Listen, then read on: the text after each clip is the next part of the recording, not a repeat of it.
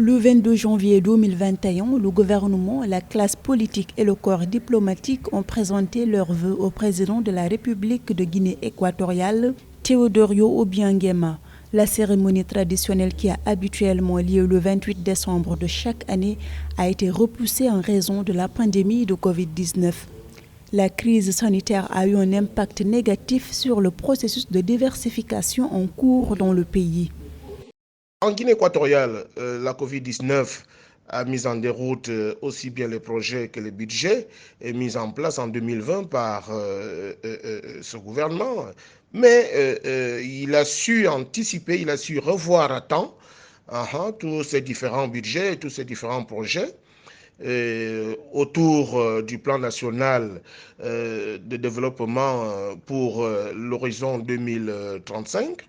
Et donc, le président, avec son gouvernement, ont su faire face à la pandémie depuis 2020.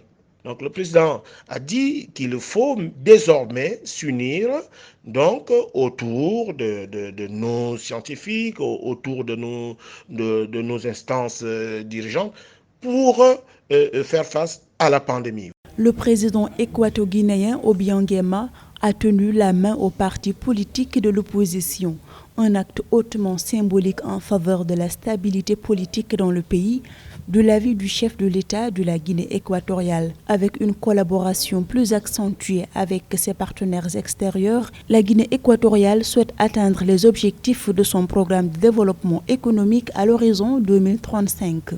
Nous avons toujours maintenu un dialogue avec les différentes forces politiques de l'opposition légalement établies dans le pays, dans le cadre du pacte national contraignant pour discuter des aspects de la vie sociopolitique de l'État. Le gouvernement continuera toujours à tendre la main et à être prêt à écouter tous les acteurs qui s'intéressent à la prospérité de notre nation.